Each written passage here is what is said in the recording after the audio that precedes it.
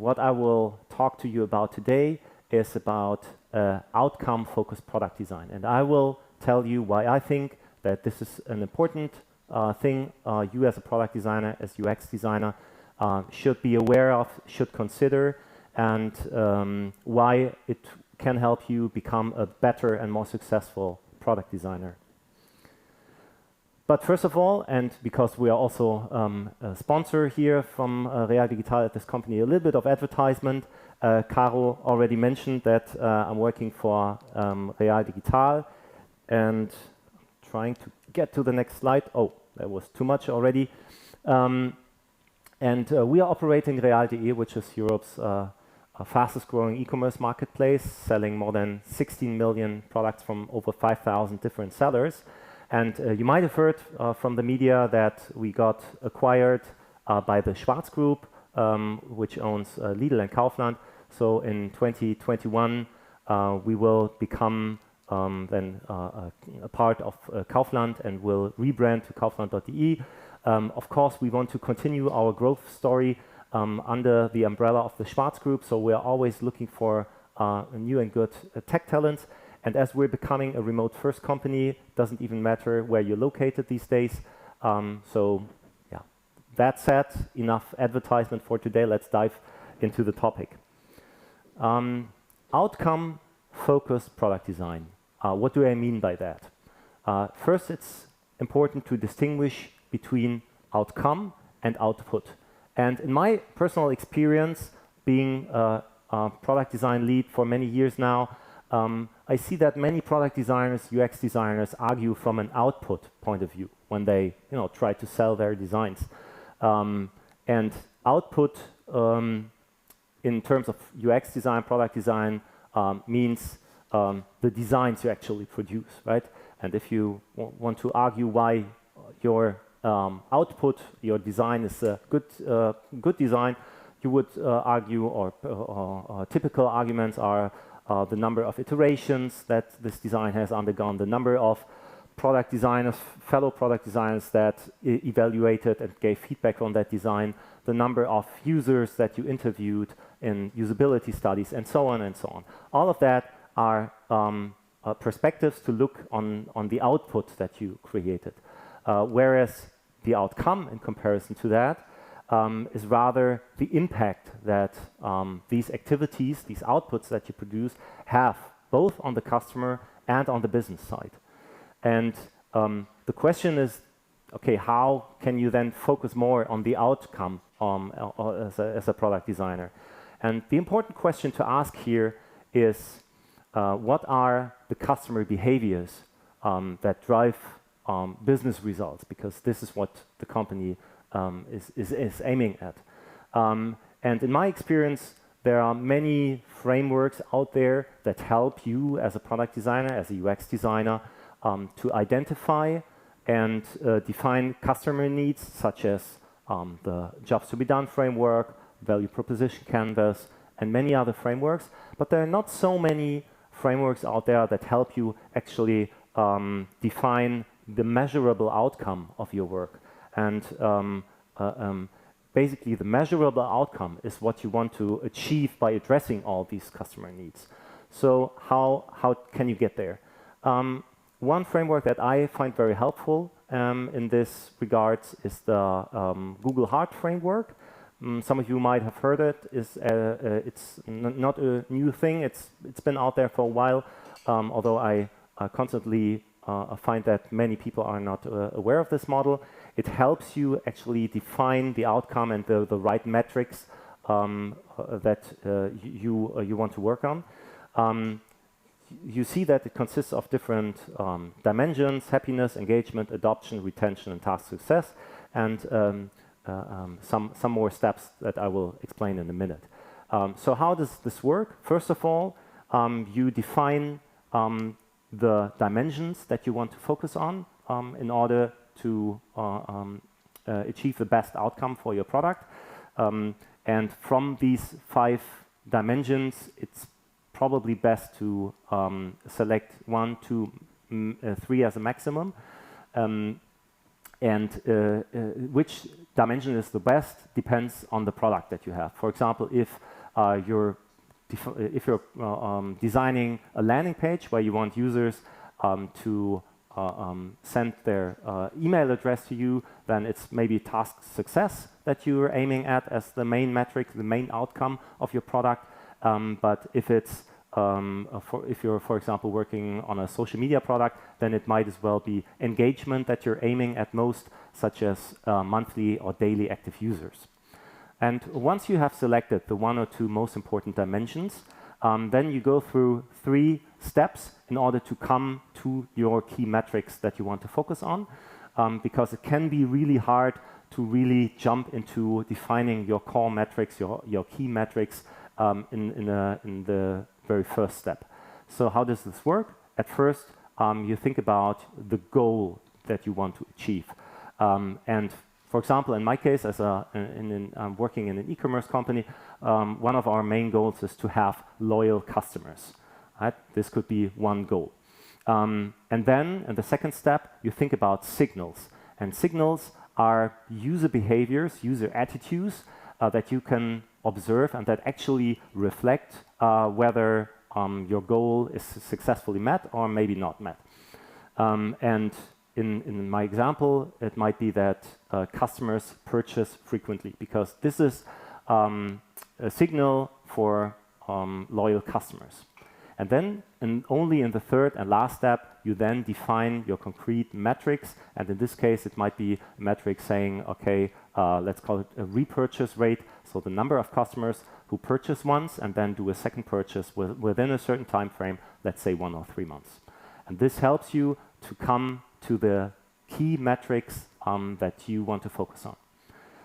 Some of the metrics that we are using in e-commerce are are listed here. Of course, there are many, many more, like the increasing an add-to-cart rate or the conversion rate, but also reducing bounce rate, exit rate. And there might be more specific ones that are better targeted to your product that you're working on. Very important is define the key metrics that are most relevant to you. Don't just take a list of 10 or 15 metrics and say, well, this is what we're aiming for. This is the outcome that we want to achieve. But select key metrics, focus metrics, and at Real Digital, we have defined focus metrics for each of our product teams. And we normally have 3 to 5 key metrics, not more, because then you start losing focus. And one very important hint on the site, arguing with these kind of metrics is also a good base for salary negotiations. So if you want to get a raise, it's probably not a good argument to say, look, I tripled the number of designs that I produced in the last quarter. Not such a good argument. But if you can say that a design that you produced that eventually was tested and put into production that managed to increase conversion rate or reduce bounce rate by 10%, then this is a very good argument, because this is the outcome of your work. This is the impact that you have done. So some tips for good metrics. What makes a metric a good metric? It needs to be comparable over time. So what you want to see is a progress. And if you deploy something or send an A/B test live, you want to see your metric go up or down. Only then it's a good metric. Again, at Real Digital, we ask for at least weekly updates on the key metrics for the most important product. Secondly, your key metrics should be easily understandable. It doesn't make any sense to have key metrics that you focus on that are not understood by anyone, because you want to foster communication and discussion about these metrics. And if no one understands them, there will be no communication and no discussion about them.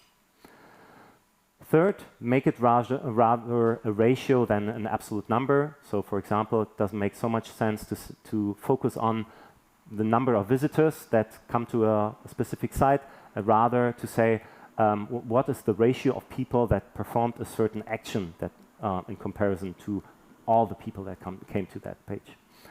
And last but not least, it's something that you should directly be able to influence based in the sphere that you're in, the product team, for example. So if you're aiming to increase customer satisfaction, it's probably not a very good key metric for you and your team to choose the overall customer satisfaction that you might, for example, measure in a Net Promoter Score, but to find more specific metrics, because the Net Promoter Score is influenced by many, many things, and the product increment that you are working on, you're working on as a product designer, is probably only a very small fraction of that. At this point in my talk, you might think, am I still right here? Is this still like a UX, a product design talk, or am I somewhere else here? Yes, it is. I know it's not a typical UX product design talk here, no screenshots until now, no fancy design stuff, but trust me, I really believe that what I'm telling you here can make an impact, and I want to give you an example. Maybe you remember the movie Moneyball. It's about two guys that want to build a baseball team, and they're doing it in a completely different way than it used to be. And by only focusing on the metrics that they identified as being crucial for winning games, because this is what baseball is about, at least in a professional team. You want to win games. So they broke down the metrics and came up with some core metrics that they identified. And then they built their baseball team only looking at these crucial numbers, and they were successful, the happy end. And eventually what happened is that, I mean, this is obviously a movie, but it was based on true facts. And what these two guys did is they changed the way that baseball teams were formed forever. What I want to tell you here is that I believe that looking at the right metrics, also as a UX designer or as a product designer, can be a game changer for you personally, in terms of what kind of standing you have in a company, and it can really evolve you and your role from being the guy who just makes things look right or look nice, to being a real partner for the product manager and everyone else in the team. So to give you some practical examples on how we're doing it at Real Digital. What you see here is a product detail page for the many million products that we're selling, and one of the most important key metrics that we have here is the add to cart rate. We want people who look at the product to also place at least one product into their cart. So what the product designer did here is that he looked at the distribution of clicks to identify any spots that might confuse the customer, to focus the customer on adding, making a decision and adding articles to the cart. But the designer not only looked at these click distribution numbers, but also at click recurrence numbers. So how often do people click, how many times do specific users click or tap on certain elements.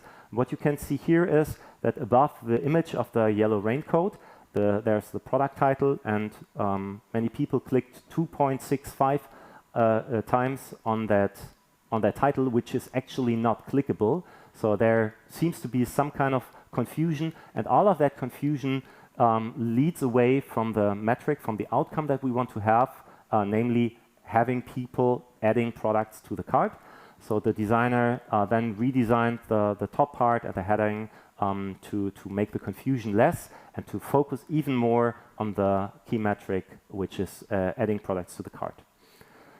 Another example is from our search that we have, the product search that we have on our site. One of the most important key metrics here is increasing the click-through rate, because what the search is actually for is helping customers find the right product and then go to that product page, look at it, and then, as you have already heard, adding that to the cart. So what the product designer in this case did is that he made some specific design drafts, and we tested them quantitatively in A/B tests, and we found out that specific designs for the search results for certain categories lead to better click-through rates. So there was not a one-size-fits-them-all solution, but only because the product designer selected several variants of the display of the search results, we found out that, for example, for furniture, it makes sense to display larger pictures, whereas for TVs, which basically look all the same, it's more important to display additional data. And all of that is not done because we think it is a better solution, but because it leads to a better result in the key metric that the team defined here. Last example, so sometimes you know what your key metric is, but you don't really know what the best way is to achieve that. And what you see here is a screenshot from our help center. Of course, we have millions of customers. Some of them have questions, so they come to the help center to get help. And of course, what we want to do is for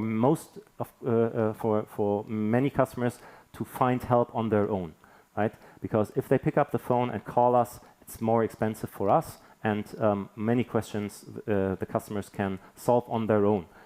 So reducing customer care costs is the main metric here, but sometimes, you know, we are thinking about new ways of achieving this outcome without really knowing whether it's the best way to go. And in that case, the team had the idea to include a chat in which helps the customer solve questions as well. But we didn't know whether it really makes sense to design and develop that. So what the designer did here is that we implemented a fake door test basically on our page. You see the blue floating action button on the bottom right corner. This is the contact button where the customer can click or tap at to find the contact options. And what we did here is we included next to the telephone and the contact form icon, another icon which says chat, which actually has no functionality. But when you click on it, then the customer gets an overlay, message saying, thanks for your interest in our chat. At the moment, all of our agents are busy, so please try one of our other contact possibilities. And what we did here is we just collected the number, collected data, and counted how many people clicked on the chat in order to find out whether this is really something that is worth building. So this is one example where, you know, by creative product design, we try to find the best solution to achieve the key metric, while at the beginning we have a high uncertainty whether that's a good solution or not. So in my experience, to sum this up, product designers and UX designers mainly focusing on getting insights from qualitative data and studies, which is good, like doing session replays, user interviews, usability studies, and so on. All of that has its relevance.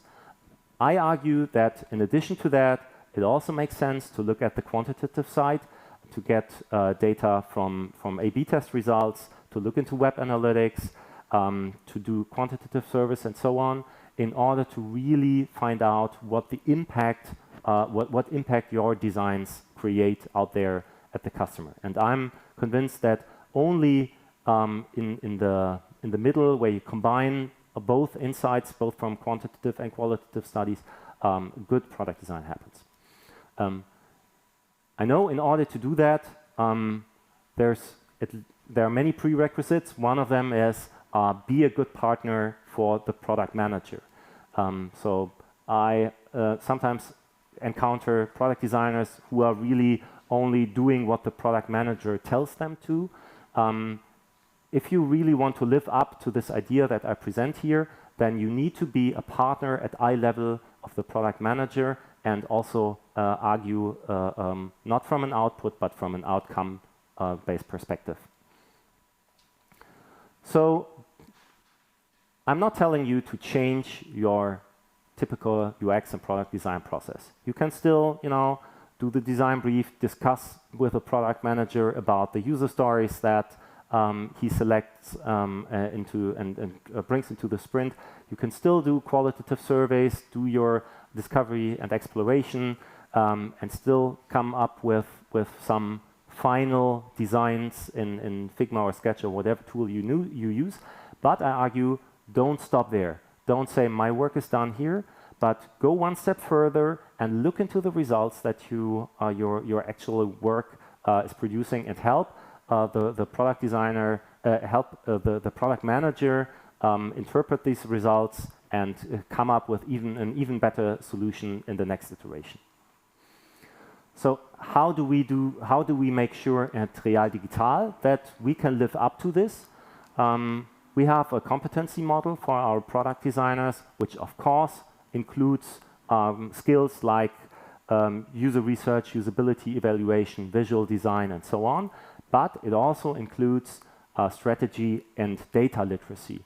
And what we try to make sure is that we train the product designers not only in all of the other skills that you see here, but also in terms of data literacy, by making sure that the product designers get trainings in Tableau, Content Square, Google Analytics, or whatever quantitative tools you have in your company that could help you to find out what the outcome of your product design work is. So if you want to dig deeper into this topic, after my talk, there are lots of sources, just some books here, but there are many other articles that you can find on Medium, or you just approach me and I can guide you to some more sources, so that in the end, I hope that if at some point you engage in a discussion with a fellow product designer or with a software engineer, and the question comes up, so what should UX designers, product designers do in addition to their core product design competencies? I hope that many of you will now argue that it's not code that you need to do, that you need to learn, but it's rather knowing the data, knowing the right metrics, so you can focus your work on providing a great outcome, making an impact both on the customer and on the business, and eventually become a better and more successful product designer. Thank you.